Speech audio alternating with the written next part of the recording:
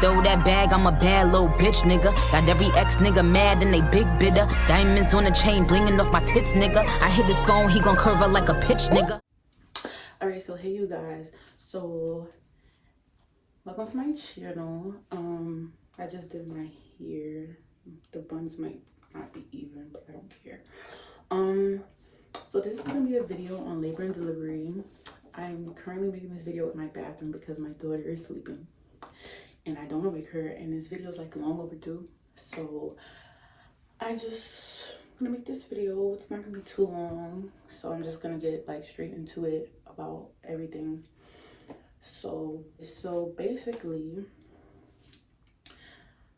my pregnancy was smooth. It wasn't too like crazy where I was throwing up every day and stuff. I just had like really dry skin. Like my skin is still dry, but it's not as bad as it was, and I didn't really have any energy to get up and do anything. But honestly, it wasn't too bad. But basically my labor and delivery, so my daughter I was 40 weeks and like 3 days pregnant still, whatever. So I was overdue basically. So when I went to my GYN, they were basically like, we're gonna induce your labor. Come in, like you have to call the hospital, see if you got any openings and stuff, whatever. And so I originally was supposed to give birth May 24th. I was supposed to come in May 23rd, Sunday, May 23rd, and give birth May 24th. But I woke up on May 20th. Yeah, so basically I felt like she wasn't moving as much for me, and that made me worry because naturally when you're overdue, they start to kick less because it gets tighter in there. So I woke up, and I always wake up early now. So I woke up and I went to the bathroom.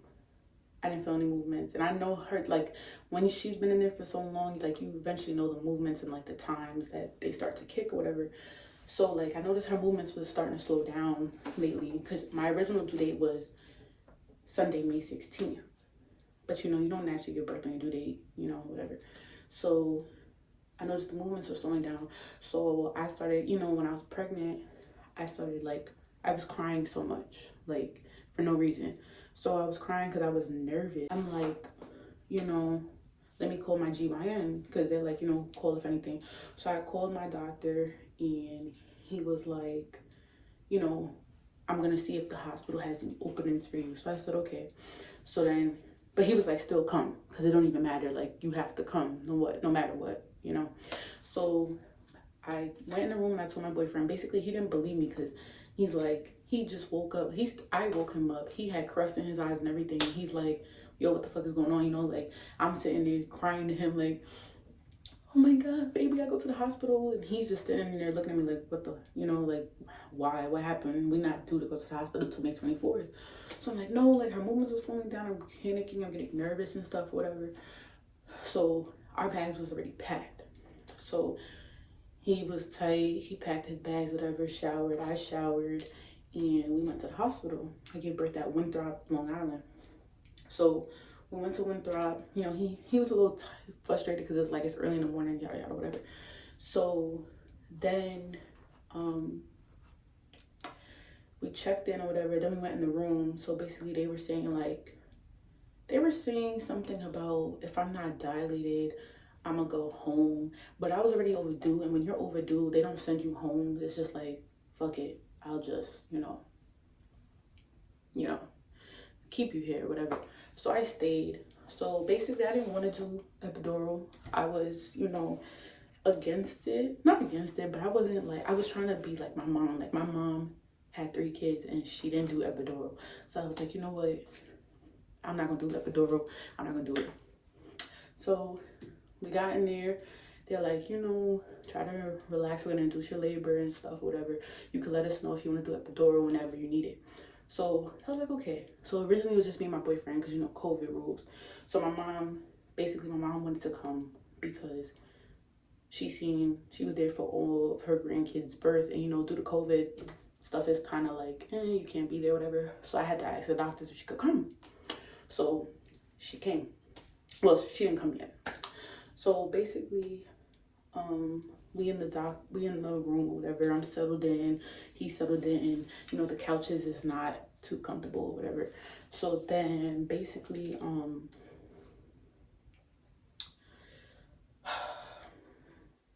so they're checking my vitals, they're checking the baby, everything. They're like, oh no, she's fine and stuff, but it's fine, you know, we'll induce your labor. So they induced me, so everything's picking up or whatever. So around 4 centimeters, I started to feel pain. So they came in because they have to check your cervix. So like they go inside your vajayjay. I know this is kind of weird, but they go inside your vajayjay with their like fist to see if you're dilated. No, my vagina is not wide or whatever, but because I was pregnant, you know,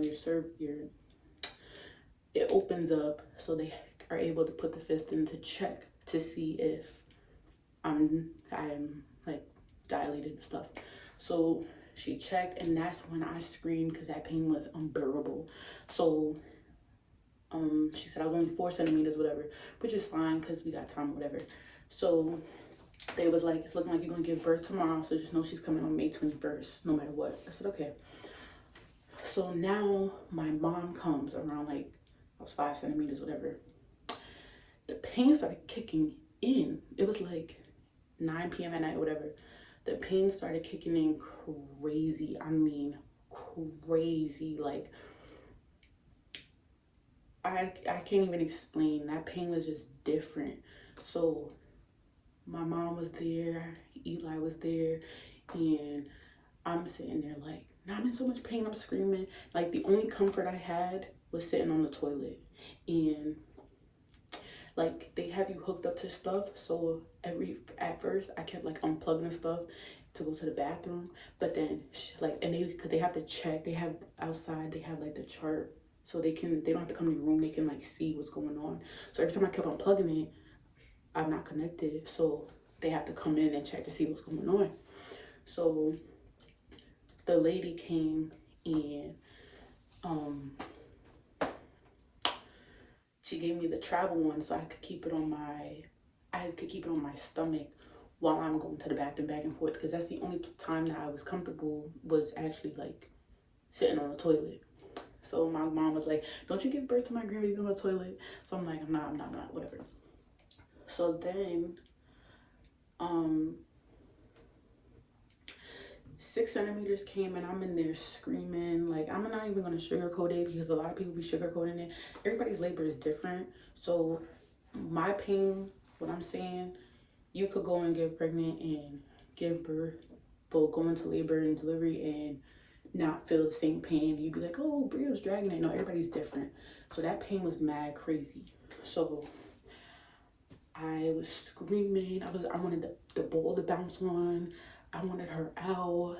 I needed my back rub. I needed ice chips. It's just ice, but I needed ice chips. I needed help. So after a while, I'm like, fuck it, I need the epidural. Like, I need it. So I told my mom, I'm like, call the doctor in here. I want the epidural, whatever. So basically, like, the epidural, everybody has to get out the room but the doctor and the patient, because basically you could then be paralyzed if you move or anything. So they try not to have people in the room so that you could just, you know, focus.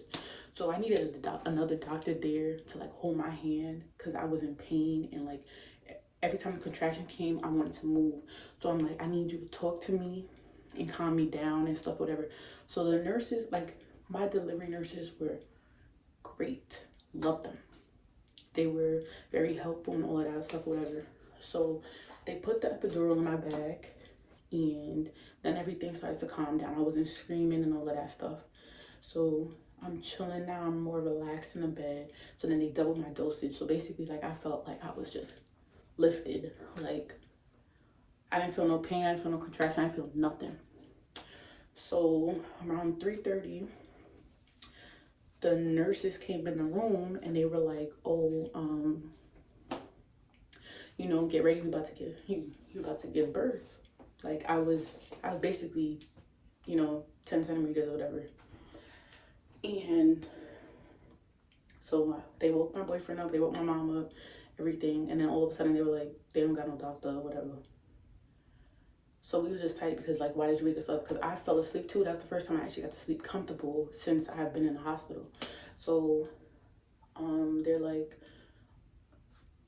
oh no, we have to wait for the doctor, another doctor or whatever. So fine. So around 7 a.m. they wake me up and they're like, oh, the doctor's here. So the doctor comes in, he greets me with all the morning nurses. So the doctor comes in the room with all the nurses and they're talking to me, like, you know, prepping me, because they're telling me like what to do properly and give birth and stuff. So basically I was having contractions, but I wasn't feeling anything. So they saw it going up on the chart and they're like, you don't feel that? Yeah, so basically the chart was like going up and down, but I wasn't feeling any contractions. So they was like, oh yeah, you not feeling anything. I'm like, no. So they was like, can you lift your legs up to put your legs like in your chest? I'm like, I can't move my legs. Like I really could not move my arms, my legs, nothing. So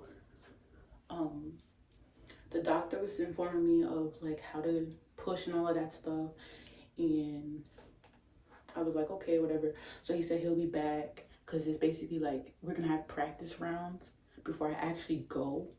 So he had left to go do what he had to do. So all the nurses are in there, you know, chatting with my mom because my mom be chatting with them. So they're chatting and they're like I'm pushing, I'm practicing pushing, whatever. That shit was hard as hell.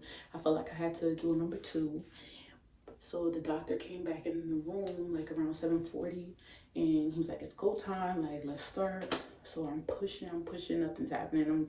I'm feeling a little discouraged because I'm like, what the hell? And I'm scared because I'm like, if she don't end up coming out that way, then I'm gonna have to do a C-section. I didn't want a C-section. So I'm like, I feel like I gotta shit. They're like, that's the point, you're not going to, but just keep pushing. So after a while I kept pushing and my eyes was closed and she came out and the doctor said, open your eyes. And then I started crying because I'm like, oh my God, like that's really my kid. Like, oh my God. And then I saw my boyfriend crying, my mom crying. And then they laid her on my chest. They like to lay her on your chest for at least an hour first. So she laid there, you know, she was crying. They're checking her. He's cutting the umbilical cord, like all that stuff, whatever. So then,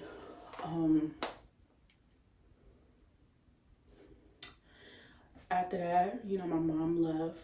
It was just me and him. He got time to hold her. I got time to hold her. They did the checkups, all of that stuff. So they move you from the delivery to like the resting area or whatever. So the resting room. So they had asked if you wanted a private suite. We said, yeah, we would just pay it, the $200. But then they said they didn't have no more. So they put us in a double room. But nobody ended up coming that night. But that night was very rough, like, because, you know, it was her first time out. She was just crying nonstop. I didn't get no sleep.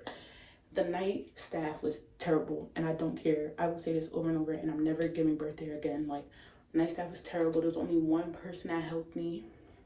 I mean, besides him. There was only one nurse that helped me, and she was the one that was going around giving the pills. So she would come back like almost every other hour or every hour and like check on me. And she was the only one like helping me, like wrapping her up, showing me how to hold her and all that stuff. The other ones were so disgusting. They didn't even come and like, they were taking mad long. When I pressed the monitor, they were taking mad long. They wouldn't bring me the stuff on time. Like, I just wanted to be discharged. So when we got up that morning, the next morning staff was great. And they basically were saying like one of her tests were too high, so we might have to stay another day. I was like, no, get me out of there. I don't want to stay another night there. Like, get us out. Let's redo the test, whatever. And on top of that, another woman came in the room. And I didn't want to share the room with another woman and her brand new baby, because your baby gonna be crying and wake my baby up, then my baby gonna be crying, wake your baby up. I don't want to share no room. So I'm like, no, let's get out of here. So they did the test again, and then he came back and they were like, okay, you're good to go home. We're gonna have the doctor come and talk to you, whatever. So the doctor came, spoke to us. I was so happy. I packed up everything. So the other nurse came in. She has to go through like a paper stuff, mad paper. She had to sign stuff, and you know, it's just basic stuff. Get her signed for the birth certificate, all of that stuff. So I was ready to come home. So I came home. Like, no, he went downstairs to get the car. we were getting ready to leave. And then the first night was great, and then yeah, everything from there on out was just like, let's get into the mode. And still to this day, my daughter's 3 months as of yesterday, the 21st, and still to this day, it doesn't hit me that I'm a mom. Like, it's really shocking to me because it's like, wow, like, this is really my kid. It's my responsibility. And somebody that I love so much. Like, it's just crazy. Like, of course, I love my boyfriend and my family, but, like, that's actually a child. Your child is really different. And, you know, it was rough. Of course, the newborn stage is very rough. And it actually opened me up more to talking to mothers, like mothers that, you know, people that have kids that are older and people that are having kids now after me. Every time I see like somebody's having a baby or they post something on Instagram asking questions, I'm always like giving my input, because I feel like as mothers, like the motherhood group is different, and like we all got to stay together and help each other out. So I've been like really like talking to them and stuff. So it's actually been nice because I'm getting to hear how they feel about their, you know, motherhood, because honestly it's not easy, and some nights it's really stressful, especially with a newborn. It's really hard. You feel discouraged, you crying, the baby crying, y'all both crying with each other. So it's like, it's a different feeling. So I really just, you know, try to talk to anybody to see if they need help, or if I need help, you know, people come to help me. So I really like that. So honestly, it's actually a great feeling. But a lot of people keep asking me when I'm gonna post my daughter, her face, and it's not gonna be for a while. Me and my boyfriend spoke about it, and we agreed to when we're gonna post her, but we're not gonna tell y'all, we're just gonna do it one day. But yeah, you know, I don't need a lot of negativity, you know, like people really wish harm on you and, you know, foul stuff on you and your family, and I don't like that. So I'm trying to protect her as much as I can. And she's just growing every day. Like, she's mean mugging. She loves to make her eyebrows, like her face, she always like this. Like, she's always like that, especially from birth. Like, I'm gonna do a video and show all the videos from birth. She's been like me mugging, but now she's starting to smile more. She has one dimple like me. She's starting to smile more. She looks just like her father, except she's, you know, my skin complexion and got my cheeks. That's it. She looks like her father. So if y'all want to guess what she looks like, just look at him. And, you know, she's just, her personality's kicking in, and I just love it. My little Gemini baby, and that's really about it. Like, so y'all will see her soon. She's gonna definitely make a debut on my channel and my Instagram and stuff and my TikToks, but not yet. Let her, you know, explore more. She's talking way more. She's laughing. She's starting to roll over. She's doing great on tummy time. She's been doing great on tummy time since she was born. Honestly, it's crazy. These pandemic babies is different. Even though my baby's at the end of the pandemic, but still.